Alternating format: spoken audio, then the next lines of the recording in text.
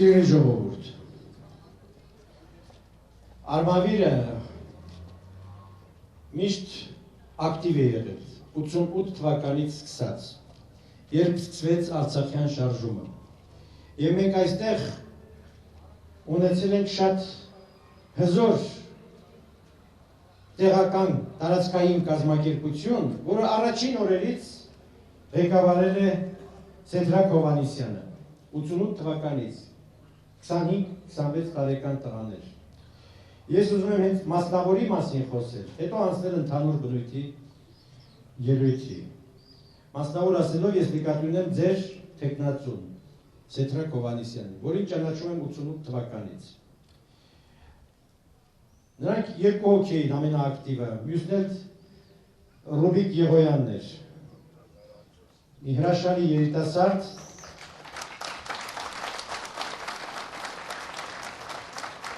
շատ գեղեցիկ արտաքինով, որ իր կյանքը զոհեց, մի քանի տարի հետո զոհվեց Մարտակերտի ճակատամարտերում։ Կարծեմ այսօր կամ վաղը նրա ծննդյան օրն է եւ ես կխնդրեի հարգել նրա հիշատակը ու շնորհավորել նրա ծնողներին այդպիսի հերոս զավակ ծնելու համար։ Մի բան էլ ասեմ, այդ ակտիվությունը եւ նրանց հետ ասեմ շատ երիտասարդ տղաներ էին, բայց կարողացան մի ամբողջ շրջան այն ժամանակ շրջաններ էին, հեղափոխել ուղղակի, հեղափոխել։ Մեկ փաստ, 90 թվականի ընտրություններում Արմավիրի շրջանը 8 պատգամավոր պիտի ընտրեր։ 8-ից 5-ը ՀՀՇ-ի պաշտպանած թեկնածուներն էին, եւ դա այս ակտիվ տղաների շնորհքն էր։ Մի բան էլ հիշեմ, երբ որ 90 թվականին օգոստոսին օրը չեմ հիշում, ՀԱԲ-ը փորձեց հեղաշրջում անել Երևանում եւ Գերագույն խորհուրդը նրանց վերջնագիր ներկայացրեց մինչև գիշեր ժամը 12-ը դնել զենքերը եւ հանձնվել։ Այդպես էլ եղավ, արեցինք։ Բայց այդ նույն օրը ինչ-որ փոքրիկ անախորժություններ էին տեղի ունեցել երկու տեղ, Հոկտեմբերյանում եւ Մեղրիում։ Այստեղ ոստիկանության հետ, այն ժամանակ միլիցիա էր կոչվում, ինչ-որ անախորժություններ եղել, շենք էին մտել մեր երիտասարդների եւ այլն, Մեղրիում էլ Ղևոնդ անունով մի գնդապետ ունեինք, որ հետո գնդապետ դարձավ, նա էլ մտել էր ԿԳԲ-ի բաժանմունքներ գրավել։ Ինչ որ է, ես այդ օրը հրամայեցի եւ ձերբակալեցի Սեդրակ Հովհաննիսյանին եւ Ռուբիկ Եղոյանին։ Մեղրիում էլ Վազգեն Սարգսյանը գնաց ձերբակալեց Ղևոնդին։ Հետո նրան ասում են գնդապետ դարձրեց, շատ քաջ զորավար դարձավ, ձերբակալեցի եւ նրանց ուրեմն տեղափոխեցին Արաբկիրի միլիցիայի բաժանմունք։ Երեկոյան ես զանգահարեցի այդ բաժանմունքի պետին, որը ով էր գիտեք, Աշոտ Ղահրամանյանը։ Ասացի Աշոտ, ուրեմն այդ տղաներին ես Ռուբիկին եւ Սեդրակին դաստիարակչական նպատակներով եմ ձերբակալել, ասեցի։ Ուրեմն հետևություն պիտի անես, շատ լավ կնայես եւ առավոտյան առօգ-փառոգ ձեր մեքենաներով կհասցնեք իրենց տուն։ Ասեց եղավ պարոն նախագահ, եւ ես իմացա, որ անմիջապես ինձ զանգից հետո խորոված էր պատվիրել Աշոտ Ղահրամանյանը, ամբողջ գիշեր կերծրել, խմացրել էր, առավոտ էլ առօգ-փառոգ բերել էր իրենց տուն։ Դրանից հետո Սեդրակը 93-ից 95-ը եղավ այս Հոկտեմբերյանի շրջգործկոմի նախագահ, իսկ 96-ից 98-ն էլ մենք նշանակեցինք նրան մարզպետ։ Մի բան կարող եմ ասել։ Ամենայն անկեղծությամբ, հարգելով մնացյալ բոլոր մարզպետներին, Սեդրակ Հովհաննիսյանի նման մարզպետ մենք չենք ունեցել։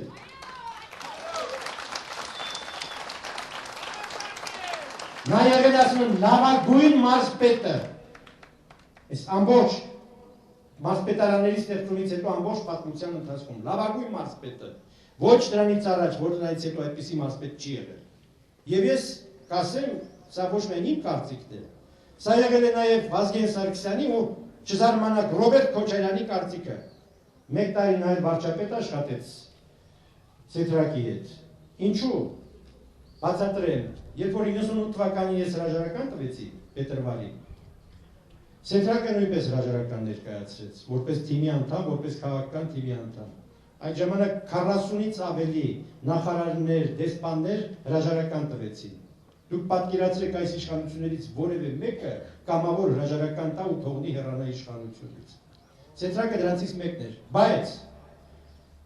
մի շաբաթ, երկու շաբաթ նրա դիմումը չէին ստորագրում։ Վազգենը գիշեր-ցերեկ խնդրում աղաչում էր։ Ռոբերտ Քոչարյանը խնդրում աղաչում էր Ցենտրակին, որ մնա շարունակի իր պաշտոնավարությունը։ Նա սկզբունքայնություն դրսևորեց, թողեց, հեռացավ։ Եվ հիմա համեմատեք,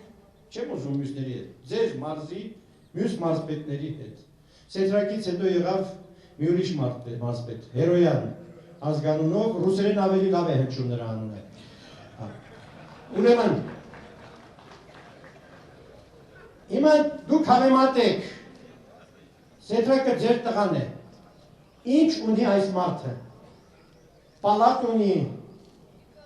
տասնյակ հարյուրավոր հեկտարներով, հողեր ունի,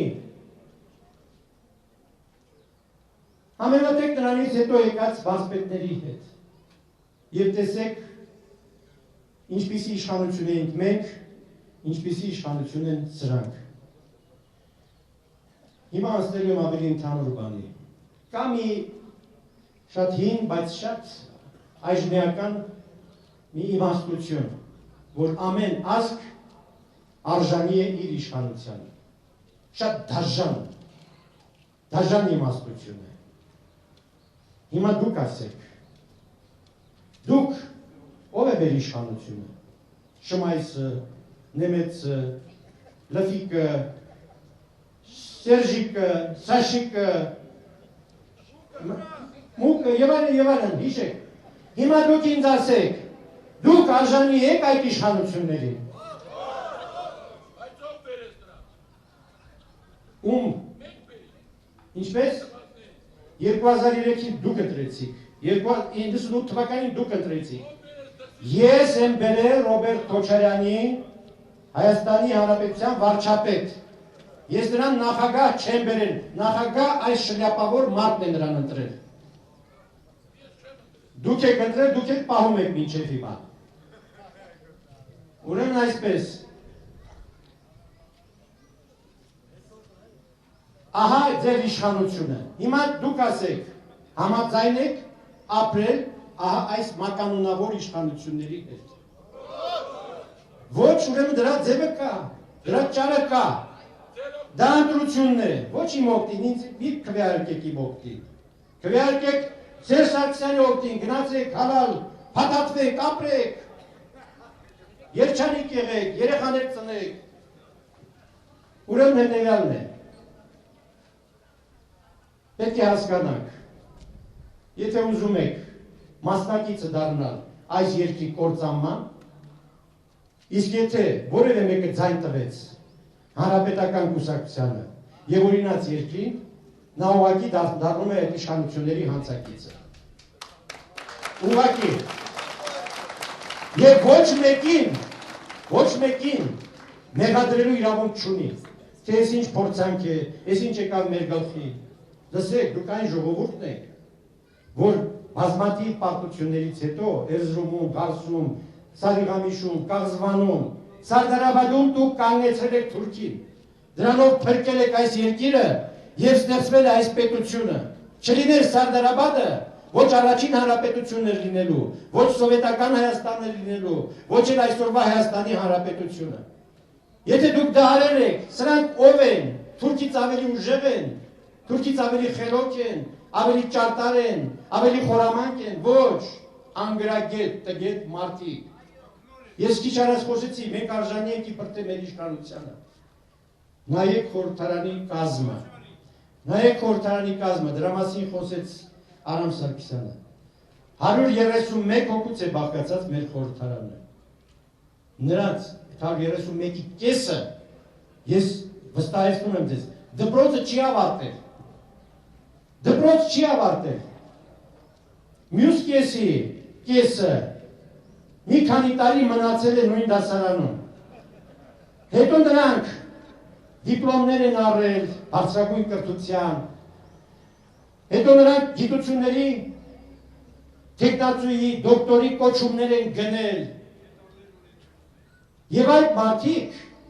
այսօր իշխում են ձեզ եւ մենք արժանի ենք այդ իշխանությունների։ Միայն խորհրդարանի 131 պատգամավորից 76-ը բիզնեսմեն է, գործարար։ Գործարարը խորհրդարանում ինչ է ադելու։ Դա օրենքով արգելված է, սահմանադրությամբ արգելված է։ Դա հանցագործություն է։ Ոչ մի պատգամավոր իրավունք չունի գործարարությամբ զբաղվելու, գրված է մեր սահմանադրության մեջ։ Ոչ մի բարձրագույն պետական պաշտոնյա, նախարարներ, մարզպետներ, դատախազներ, գեներալներ իրավունք չունեն զբաղվելու մասնավոր գործունեությամբ, տնտեսական գործունեությամբ, բիզնեսով։ Բոլորը բիզնեսմեններ են։ Միայն խորհրդարանում, ուշադիր եղեք, խորհրդարանում կա մոտավորապես 80 միլիոնատեր։ Դրամով չէ, դրամի միլիոնատեր չէ, դրամի միլիոնը ինչ է։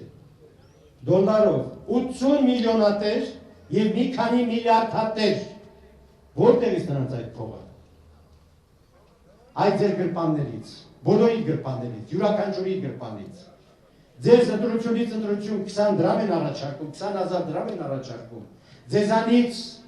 ամեն տարի այդ 20,000 դրամի դիմաց ձեզանից գողանում են յուրաքանչյուրից գողանում են $2,000, 4 տարվա, 5 տարվա իշխանություն են ուզում, այսինքն 20,000 դրամի դիմաց նրանք $10,000 են գողանում ձեզանից յուրաքանչյուրից։ Եթե գալիս են 20,000 են առաջարկում, պահանջեք $10,000, սա է ձեր ձայնի գինը, սա է ձեր քվեի գինը։ Եվ հիմա ինչ, էլի պիտի լսենք, պիտի ասենք, պիտի ոգևորվենք, ու գնանք էլ այդ տրակաշարքը վերցնենք ու այս գողերին, ավազակներին, սրիկաներին, մարդասպաներին ձայն տանք։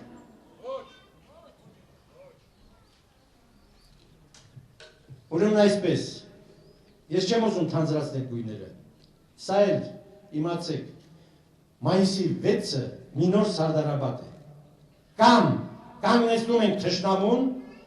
կամ վիզ ենք ծռում նրա առջև և կորցնում ենք մեր երկիրը։ Իսկ ձեզ երեխաներն ու թոռներն էլ լքելու են այս հողը և գնան, չգիտեմ, Սիբիր, Յակուտիա, Ալթայ, Ամերիկա։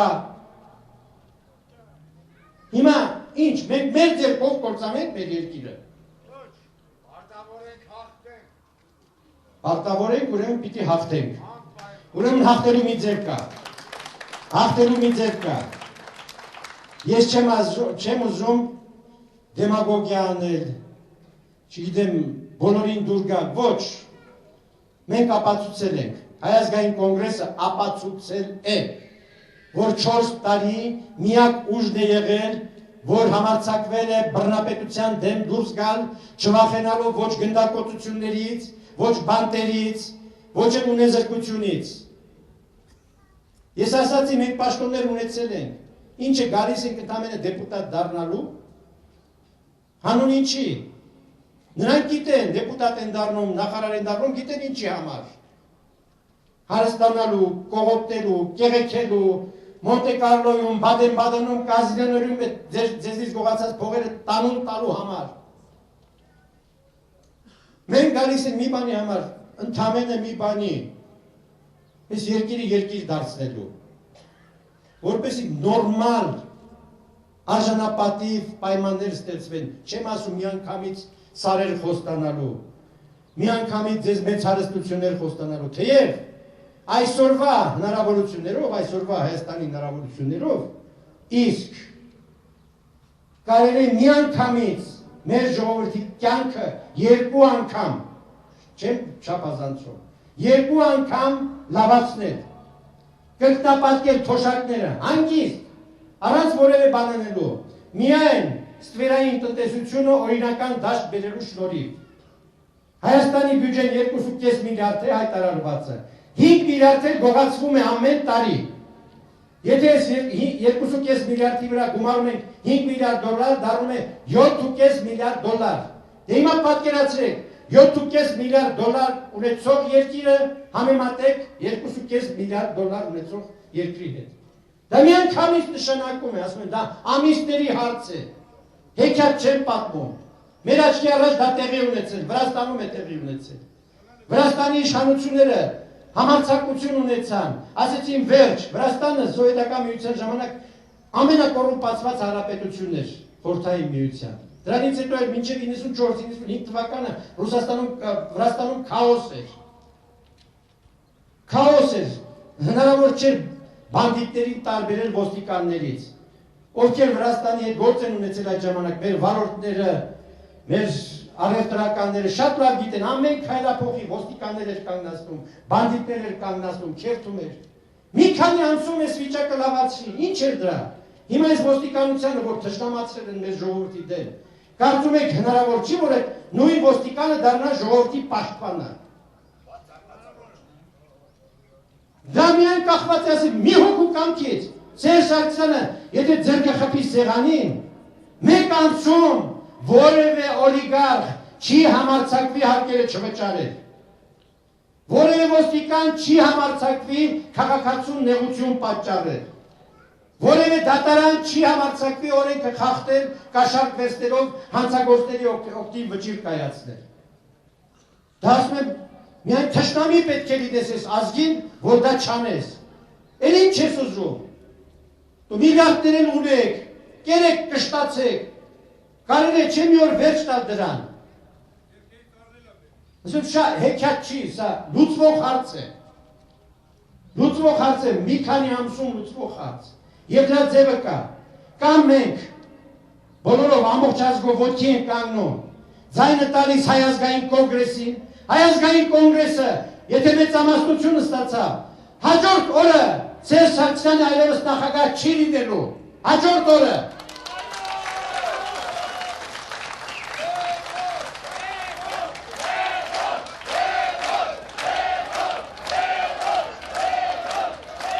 Իսկ եթե չեղավ մեծամասնություն, գուցե հնարավոր է չլինի մեծամասնություն, բայց գոնե պետք է շատ լուրջ ներկայություն ունենա կոնգրեսը։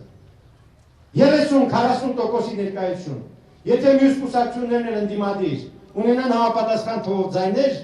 ապա նորից վիճակը կարող է փոխվել, խորհրդարանը կարող է դառնալ մի այնպիսի ատյան,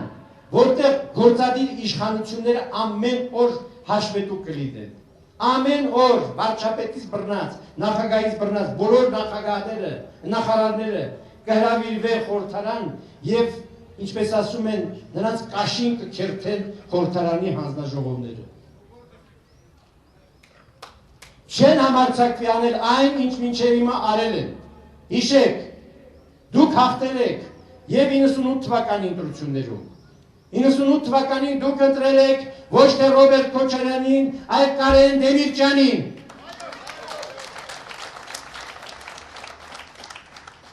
99 թվականի խորհրդարանական ընտրություններում նորից դուք հաղթել եք եւ ընտրել եք Վազգեն Սարգսյանին ու Կարեն Դեմիրճյանին։ 2003 թվականին դուք ընտրել եք Ստեփան Դեմիրճյանին։ 2008 թվականին դուք ընտրել եք ինձ։ Դե հիմա ժամանակն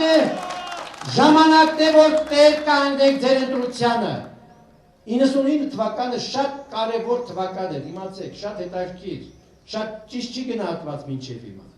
Վազգեն Սարգսյանի եւ Դեմիրճյանի այդ խորհրդարանական դաշինքը ստեղծել էր մի վիճակ, եւ Ռոբերտ Քոչարյանը հայտնվել էր Անգլիայի թակուհու կարգավիճակում։ Նա այլևս ոչ մի իշխանություն չուներ, նա ոչ մի հարց չէր կարող լուծել, ոչ մի հարց, ոչ մի կադրային լիներ, տնտեսական, քաղաքական, արտաքին քաղաքական, չէր կարող լուծել,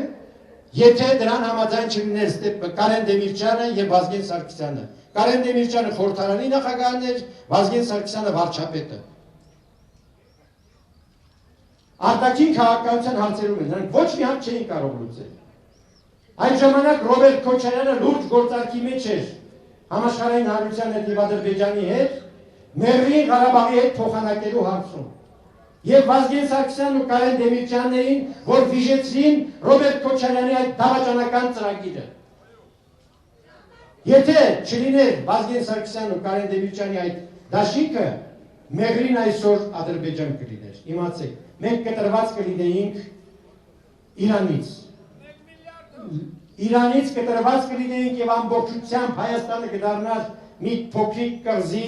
ամբողջությամբ շրջապատված թուրքական աշխարհով։ Մի կողմից թուրքական սահմանն է, Նախիջևանը, մյուս կողմից Ադրբեջանը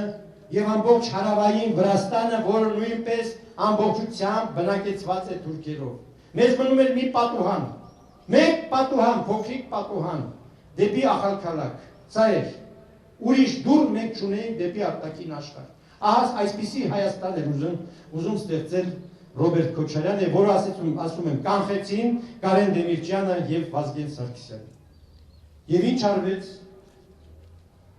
Պարզապես նրանք ֆիզիկապես ոչնչացվեցին։ Բա որևէ արժանապատվություն ունեցող ազգ սա կարող է հանդուրժել։ Ուրեմն մայիսի 6-ին դուք լուծելու եք 98 թվականի ընտրությունների ձեզից խլված հաղթանակի, 99 թվականի հոկտեմբերի 27-ի ողբերգության, 2003 թվականին ձեզնից խլված հաղթանակի,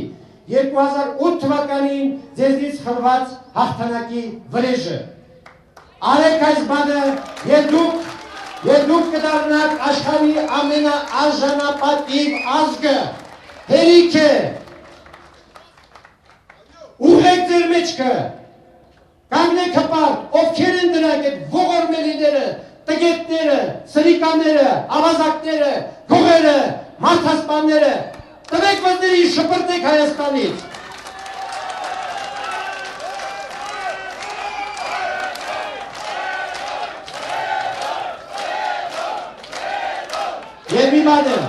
Եվ մի բան է, մենք գալիս ենք